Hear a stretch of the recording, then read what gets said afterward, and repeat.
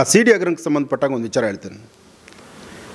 C D ಹಗರಣಕ್ಕೆ ಸಂಬಂಧಪಟ್ಟದ್ದೇನಪ್ಪ ಅಂದರೆ, ಸುಮಾರು 8 ವರ್ಷನೋ 9 ವರ್ಷದ ಹಿಂದೆ ಇದೇ ಥರ ಅವರು ಮೂರ್ಖ ಸಾರ್ಕಸ್ ಭಿಕ್ಷೆಗೋಸ್ಕರ ಒಂದು ವಾಹಿನಿಯಲ್ಲಿ ನನ್ನ ಬಗ್ಗೆ ಇಲ್ಲ ಸಲ್ಲದನ್ನು ಯಾವುದೋ ತಮಿಳ್ನಾಡು ಗಂಡ ಹೆಂಡತಿ ಸಿ ಡಿ ತೊಗೊಂಬಂದು ಇಟ್ಕೊಂಡ್ರು.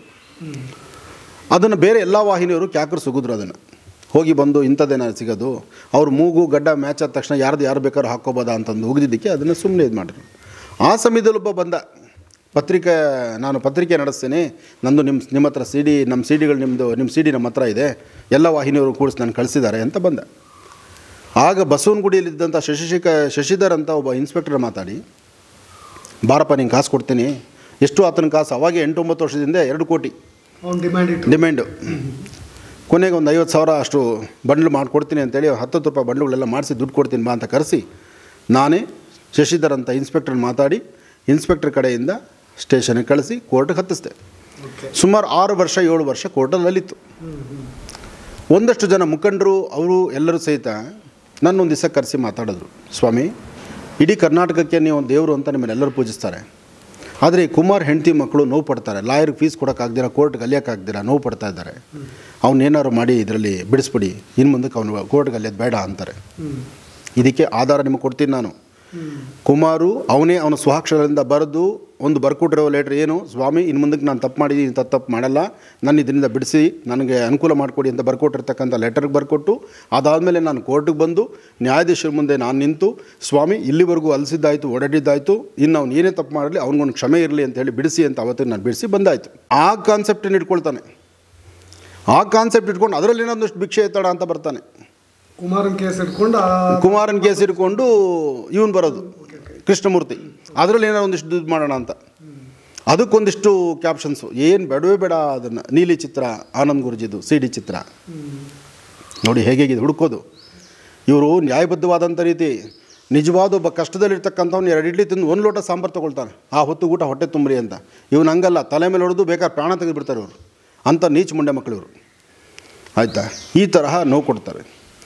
ಅದಾದ ಮೇಲೆ ಮತ್ತೊಂದು ಹೇಳ್ತಾನೆ, ಇವರು ಅನ್ಯ ಮಾರ್ಗದಲ್ಲಿದ್ದಾರೆ, ಇವರು ಬರೋವ್ರ ಹತ್ರ ದುಡ್ಡು ಕಿತ್ಕೊಳ್ತಾರೆ ಅಂತ. ಅವನೇ 4 ಜನ ಹೆಣ್ಮಕ್ಳ ಹತ್ರ ಮಾತಾಡಿಸ್ಕೊಂಡು ಒಬ್ಬ ಹೆಣ್ಮಗಳ ಹತ್ರ ಮಾತಾಡಿಸಿದ್ದಾನೆ, ಆನಂದ್ ಗುರುಜಿ ಅವರನ್ನು ಮರ್ಡರ್ ಮಾಡಿದ್ರೆ ತಪ್ಪಿಲ್ಲ. ಈ ಹಿಂದೆ ವಾಸ್ತು ಗುರುಜಿ ಇದ್ರಲ್ಲ, ಚಂದ್ರಶೇಖರ್ ಗುರುಜಿ, ಅವ್ರನ್ನ ಹೇಗೆ ಮರ್ಡರ್ ಮಾಡಿದ್ರು ನಾವು ಆ ಥರ ಮರ್ಡರ್ ಮಾಡಿಬಿಡ್ತೀವಿ ಅಂತ ಆ ಹೆಣ್ಮಗಳ ಕೈಯಲ್ಲಿ ಮಾತಾಡಿಸ್ತಾನೆ. ಸಮಾಜದಲ್ಲಿ ಸ್ಥಾನಮಾನ ಇದ್ದು ಯಾವುದೇ ಕಾರ್ಯಕ್ರಮ ಆದರೂ 1000 ಜನ ಸೇರುವಂಥ ಒಂದು ಕಾರ್ಯಕ್ರಮ ಆನಂದ್ ಗುರುಜಿಯವರು ಹೊರಡುವಾಗ ಯಾರಿಗೋ ಈ ಥರ ಪ್ರವೋಕ್ ಮಾಡಿ ಅವ್ರನ್ನ ಮನಸ್ಸು ಕೆಡಿಸಿ ಮರ್ಡರ್ ಮಾಡಬೇಕು ಅಂಥೇಳಿ ಅವ್ರನ್ನ ಹುಚ್ಚೆಬ್ಬಿಸಿ ಕುಣಿಸುವಂಥ ಕೆಲಸ ಈ ಹೆಣ್ಮಗಳ ಕೈಯಲ್ಲಿ ಮಾತಾಡಿಸ್ತಾನೆ ಅಂದರೆ ಇವನಿಗೆ ದಮ್ಮಿಲ್ಲ, ಧೈರ್ಯ ಇಲ್ಲ. ಅದಕ್ಕೆ ಆ ಹೆಣ್ಮಗಳನ್ನು ಎಬ್ಬಿಸ್ತಾ ಇದ್ದಾನೆ ಅವನು. ಇದೊಂದು ಸಿ ಡಿ ಮಾಡ್ದ. ಇದಾದ ಮೇಲೆ ಗೊಟ್ಟಿಗೆರೆಯಲ್ಲಿ ನಾನು ವಾಸದಿದ್ದೆ ಮನೆ. ಅಂದರೆ ನಾನು ಇವತ್ತು ಶ್ರೀಮಂತ, ಇವತ್ತು ದೇವ್ರು ನನಗೆ ಇಟ್ಟಿರ್ಬೋದು, ಅವತ್ತು ನಾನು ಬಡವನೆ. ಅವತ್ತಿನ ಕಾಲಕ್ಕೆ ನನ್ನ ಮುಂದೆ ಒಂದು ಚಿಕ್ಕ ಹುಡುಗ ಇವತ್ತು ಇದರಲ್ಲಿ ಮಾತಾಡಿದ್ದಾನಲ್ಲ, ಅವನು ನಾನು ನೋಡಿದ್ದೀನಿ. ಅವನ ಹೆಸರೇನೋ ಇದೆ, ಸಂಪಂಗಿ ಅಂತ ಏನೋ ಇರ್ಬೋದು.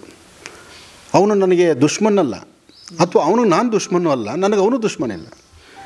ಆದರೆ ಅವನ್ನ ಮಾತಾಡಿಸುವಾಗ ಇವನು ನಾಳೆ ಟೆಲಿಕಾಸ್ಟ್ ಮಾಡ್ತೀನಿ ಅಂತ ಮಾತಾಡಿಸಿಲ್ಲ ಪಾಪ, ಏನೋ ಹುಚ್ಚೆದ್ದು ಮಾತಾಡ್ಸಿದ್ದಾನೆ. ಅವನು ಜೋಶಾಗಿ ಮಾತಾಡ್ಬಿಟ್ಟಿದ್ದಾನೆ ಇವನಿಗೆ ಪಾಪ. ಇವನದೊಂದು ಹುಚ್ಚು ಗುಣ ಏನಪ್ಪ ಅಂದರೆ, ನೀವು ಮಾತಾಡಿದಷ್ಟು ವೀಡಿಯೋ ಅವನು ಹಾಕಲ್ಲ, ಆ ಕಡೆ ಇಷ್ಟು ಈ ಕಡೆ ಇಷ್ಟು ಕಟ್ ಮಾಡಿ ಏನು ಬೇಕೋ ಅದನ್ನು ಮಾತ್ರ ಪಂಪ್ ಹೊಡೆದು ಬಿಡ್ತಾ ಇರೋದು. ಇಂತಹ ನೀಚ ಕೃತ್ಯಗಳನ್ನು ಮಾಡೋದಕ್ಕೆ ಅವನು ಉಪಯೋಗಿಸ್ಕೊಂಡ. ಅವ್ರು ಹೇಳ್ತಾನೆ, ನಾನು ಬಾರಲ್ಲಿ ಕೂತ್ಕೊಂಡು ಬೀರು ಕುಡಿಯುವಾಗ ನನ್ನ ಡೈರೆಕ್ಟಾಗಿ ಇಟ್ಕೊಂಡಿದ್ದಂತೆ. ಅವನ ವಯಸ್ಸು ನನ್ನ ವಯಸ್ಸು ಲೆಕ್ಕ ತೊಗೊಂಬಿಟ್ರೆ, ನನ್ನ ಅವತ್ತಿನ ವಯಸ್ಸಿಗೆ ನಾನು ಬಾರಲ್ಲಿ ಕೂತ್ಕೊಂಡು ಬೀರು ಕುಡಿಬೇಕಾದ್ರೆ ಪಾಪ ಇವ್ನು ನನ್ನ ಡೈರೆಕ್ಟಾಗಿ ಬಂದು ಹಿಡ್ಕೊಳಕ್ಕಾಗತ್ತಾ, ಅದು ಯೋಚನೆ ಮಾಡಬೇಕು. ಆಮೇಲೆ ನಾನು ಬಾಡಿಗೆ ಕೊಡೋಕ್ಕೆ ತುಂಬ ಕಷ್ಟಪಡ್ತಾ ಇದ್ದೆ, ನಿಜ, ಅದು ನನ್ನ ಬಡತನ. ಇವತ್ತು ನಾನು ಈ ರೇಷ್ಮೆ ವಸ್ತ್ರ ಉಟ್ಕೊಂಡಿರ್ಬೋದು, ಯಾರೋ ಭಕ್ತರು ಕೊಟ್ಟರು ಅಂತ. ಅವತ್ತು ನನ್ನ ಕಷ್ಟ, ಕಾಟನ್ ಬಟ್ಟೆನೇ 10 ರೂಪಾಯಿ 20 ರೂಪಾಯಿ ಬಾಡಿಗೆ ಕೊಡೋದು ಅವತ್ತು ನಾನು. ಹಾಗಂತ ನಿನ್ನ ಮನೆ ಬಾಗಿಲಿಗೆ ಬಂದಿಲ್ವಲ್ಲಪ್ಪ, ನಿನ್ನನ್ನು ಕೇಳಿಲ್ವಲ್ಲ ನಾನು 10-20 ರೂಪಾಯಿ ಕೊಡು ಅಂತ. ಆದರೆ ಅವನು ಯಾಕಂತ ನೀಚ ಕೆಲಸಕ್ಕೆ ಕೈ ಹಾಕಿದ್ನೋ, ಇವನ ಜೊತೆ ಸೇರಿ ಅಂಥದ್ದು ಮಾತಾಡಿದ್ನು. ಅವನು ದೇವ್ರು ಒಳ್ಳೇದು ಮಾಡಲಿ, ಯಾಕೆಂದರೆ ನಮ್ಮೂರಿನ ಹುಡುಗ ಅವನು ಇನ್ನೂ ಬೆಳಿಬೇಕು, ಚೆನ್ನಾಗಿ ಅಭಿವೃದ್ಧಿ ಆಗಬೇಕು, ಅವನು ದೇವ್ರು ಇನ್ನೂ ಚೆನ್ನಾಗಿಟ್ಟಿರಲಿ ಅಂತ ನಾನು ಹರಿಸ್ತೀನಿ. ಯಾಕೆಂದರೆ ಅವನು ಉದ್ವೇಗದಲ್ಲಿ ಮಾತಾಡಿದ ತಕ್ಷಣ ಅವ್ನು ಕೆಟ್ಟವನಾಗಲ್ಲ.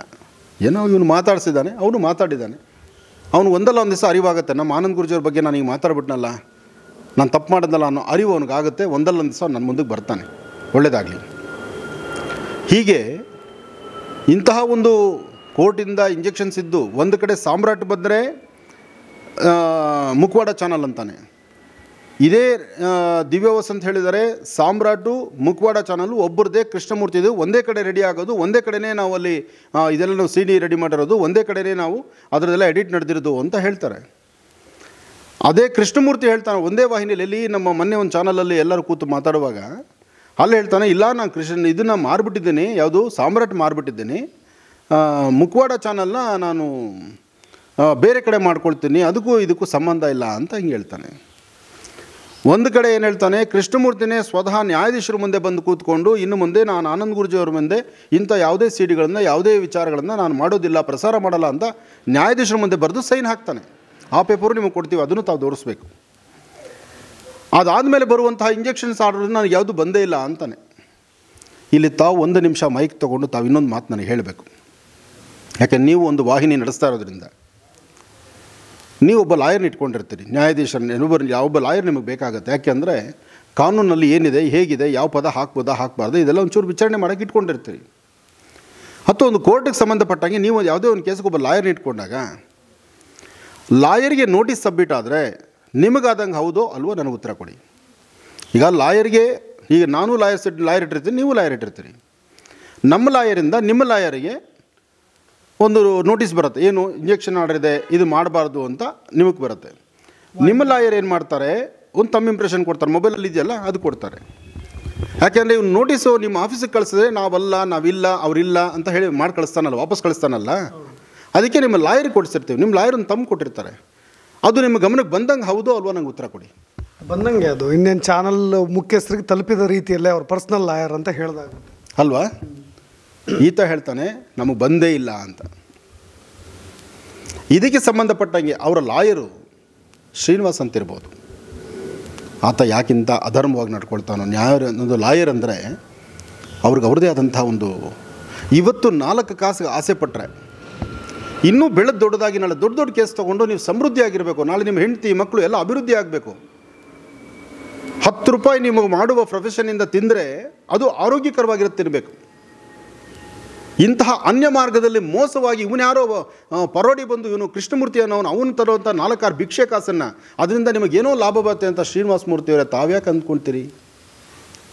ಸಾಲದಕ್ಕೆ ನೀವು ಇನ್ನೊಂದು ಚಾನಲಲ್ಲಿ ಹಾಕ್ಕೊಂಡು ಇವ್ರು ಮಾಡುವಂಥ ವೀಡಿಯೋಗಳನ್ನು ನೀವು ಬೂಸ್ಟ್ ಮಾಡೋದು ನೋಡಿ. ಕಂತೆಗೆ ತಕ್ಕ ಬಂತೆ ಹೆಂಗಿದ್ದಾರೆ ಇವರೆಲ್ಲ ಇದೊಂದು ಗ್ಯಾಂಗು. ದಿವ್ಯ ವಸಂತ್ ಹೇಳ್ತಾಳಲ್ಲ ನಮ್ಮ ಗ್ಯಾಂಗು ಅಂತ, ಇವ್ರದ್ದೇ ಒಂದು ಗ್ಯಾಂಗು. ಅದರೊಳೊಬ್ಬ ಲಾಯರು. ಈ ಲಾಯರ್ ಬಗ್ಗೆ ಲಾಯರ್ ಅಸೋಸಿಯೇಷನಲ್ಲಿ ನಾನು ಕಂಪ್ಲೇಂಟ್ ಕೊಡ್ತೀನಿ, ಇವ್ರ ಬಗ್ಗೆ ನಾನು ಏನೇನು ವಿಚಾರ ತೆಗೆದಿರ್ತೀನಿ. ಇವ್ರ ಹೋರಾಟ ಮುಂದುವರಿಸಲಿ, ನಾನು ನ್ಯಾಯಬದ್ಧವಾಗಿ ನಾನು ಸಹಿತ ಹೋರಾಡ್ತೇನೆ.